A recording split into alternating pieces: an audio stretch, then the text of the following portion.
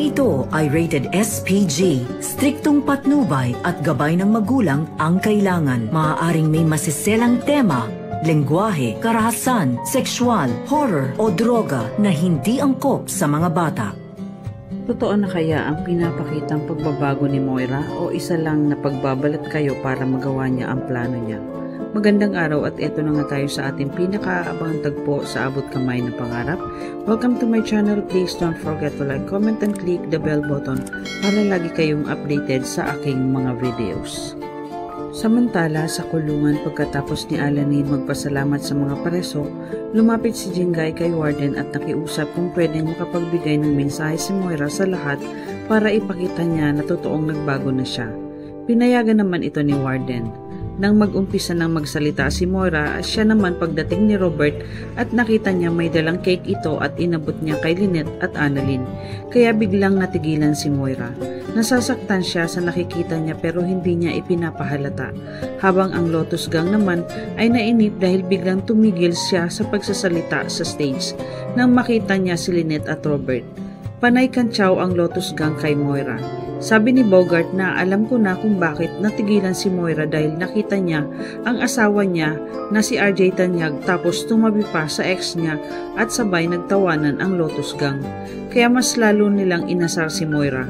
Ngunit hindi nagpatinag at binaliwala lang ni Moira ang mga sinasabi sa kanya ng Lotus Gang at ipinagpatuloy niya ang pagsasalita niya para magpasalamat dahil sa ibinigay nilang pagkakataon na gamutin ang mga preso sa loob ng kulungan at humingi na din siya ng sorry sa kanyang Apex community. Inamin niya na marami siyang nasaktan at galit sa kanya mula noon nandun pa siya at hanggang sa nawala siya sa Apex. Gusto niyang patunayan sa lahat na ibang Moira na ang nasa harapan nila, lalo na sa mga taong nasaktan niya, kaya humihingi siya ng kapatarawaran sa lahat ng nagawa niya. Naiiyak na nakangiti naman si Zoe habang pinapanood niya na nagsasalita ang mami Moira niya dahil nakikita niya na nagbabago na ito.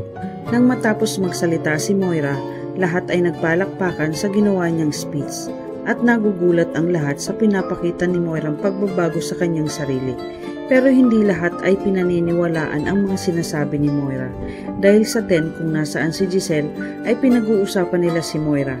Sabi ni Doc Minor na nagugulat naman talaga ako sa pagbabago ni Ma'am Moira.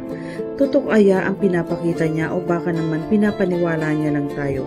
Bigla naman nagsalita si Doc Ray na malapit na nga akong makumbinsi ni Moira na nagbabago na talaga siya. Pero iba naman ang pakiramdam ni Giselle dahil alam niya na hindi totoo ang ipinapakita ni Moira ang pagbabago dahil naniniwala at nakakasiguro siya na mayroong expiration date ang Goody Two-Shoes face ni Moira dahil kilala niya si Moira. Hindi madaling panaywalaan ang pinapakita niya dahil maraming beses niya tayong niloko, kaya naniniwala ako na ang lahat ng ito ay isang palabas lang niya. Habang napapangiti lang si Lynette sa sinasabi ni Giselle dahil ganun din ang nasa isip niya. Habang si Robert naman ay napapaisip din dahil sa nakikita niya kay Moira na pagbabago. Sa kabilang tent naman narinig ni Zoe na pinag-iusapan nila ang mami Moira niya. Gusto sana niyang ipagtanggol ang mami niya pero naisip niya ang sinabi ni Moira na hayaan niya na lang sa Diyos ang lahat. Samantala sa East Ridge Hospital nakita nila Chang Susan at Josa ang mga picture ng Apex sa isinagawang medical mission nila. Ikinatuwa ng dalawa ang naging tagumpay nito dahil pinangunahan ni Annalyn ang pagtulong sa mga bilanggo ng City Jail. Nakita din nila na pumunta pala si Robert. Maya-maya ay napansin nila ang video ni Moira na humihingi ng tawad. Gulat na gulat ang dalawa kung totoo ba ang naririnig nila kay Moira. Habang abala si Chang Susan at Josa sa panonood, hindi nila napansin ang paglapit ni Carlos. Maya-maya ay nagtanong ito kung ano ang pinapanood nila na ikinagulat naman ng dalawa. Ipinakita nila kay Carlos ang video ni Moira habang nagsasalita at humihingi ng tawad. Nalaman din ni Carlos na nagpunta si Robert dahil nakita niya sa picture na magkatabi si Lynette at Robert. Dahilan para kumunot ang noo ni Carlos sa nakita niya. Maya-maya na itanong ni Chang Susan kay Carlos kung naniniwala ba siya sa mga sinasabi ni Moira na nagbago na siya. Napapaisip naman si Carlos dahil alam niya sa sarili niya na ginagawa lang ito ni Moira upang mapadali na mapalabas siya sa kulungan at hindi niya pinapaniwalaan ang mga sinasabi nito. Sabi ni Carlos, hindi ako naniniwala dyan kay Moira.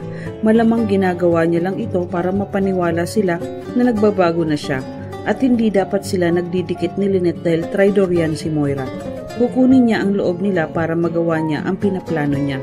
Hindi naman makapaniwala si Chang Susan sa sinabi ni Carlos. Sabi ni Chang Susan na baka nga nagbago na si Moira at nabanggit niya kay Carlos ang ginawang pagligtas ni Moira kay Lynette. Ikinagulat naman ni Carlos ang sinabi ni Chang Susan na may nangyari kay Lynette? Sabi ni Chang Susan na huwag kang mag-alala dahil wala naman nangyaring masama kay Lynette at okay na siya. Subalit ayaw pa din paniwalaan ni Carlos ang kabutihang ginawa nito kay Lynette, lalo na nakita niyang magkasama pa si Robert at si Lynette at hindi malayong may gawin na naman siya na hindi maganda. Kaya abot-abot ang pag-aalala ni Carlos kay Lynette. Habang si Chang Susan at Josa naman ay nagkatinginan sa sinabi ni Carlos at naiisip nila na baka nga may plano si Moira na gawin kay Lynette. Hindi din sila nakakasiguro kung totoo nga ang pinapakita ni Moira na pagbabago. Kaya sinabihan ni Chang Susan si Carlos na puntahan niya na si Lynette sa City Jail, kaya agad naman nagpaalam si Carlos sa dalawa. Samantala sa City Jail pagkatapos magsalita ni Moira ay pinuntahan niya si Zoe kung nasaan ito. Ikinatuwa naman ni Zoe ang ginawa ng mami Moira niya kaya niyakap niya ito ng maigpit. Maya-maya ay nilapitan nila si Lynette at Robert para magpasalamat sa ginawa ni Annalyn na medical mission sa loob ng kulungan. Pilit pa din na humihingi ng tawad si Moira sa lahat at sinasabi na nagbago na siya ngayon. Ngunit nahihirapan si Lynette na paniwalaan si Moira. Sa kabilang dako naman may hinandang palaro ang mga preso para sa lahat para maging masaya ang medical mission ng Apex. Pero ang hindi nila alam ay may ginawang plano si Madam Lotus dahil sa nagalit siya kay Giselle sa ginawa sa kanya. Naiinis siya at kailangan bigyan niya ito ng leksyon na hindi basta-basta ang isang Madam Lotus kalabanin. Maya-maya nagsabi si Jingay na bago magsimula ang palaro kailangan may partner ang sasali. Kaya naman sinabihan ni Zoe ang mami Moira niya na kung gusto niya bang sumali sa palaro. Sabi ni Moira na gusto ko sana pero hindi ko alam kung papayag siya na maging partner kami at sabay lumapit si Moira kay Lynette para tanungin kung pwedeng maging partner sila ni Moira. Ikinagulat naman ni Lynette ang alok ni Moira na maging partner sila sa palaro. Nagdadalawang isip si Lynette kung papayag ba siya kaya napatingin siya kay Moira. Sa isip ni Lynette ay natatakot siya na baka may gawin sa kanyang hindi maganda si Moira. Maya-maya ay nagsalita si Zoe at pinakiusapan na sige na po Tita Lynette, magpartner na kayo ni Mami.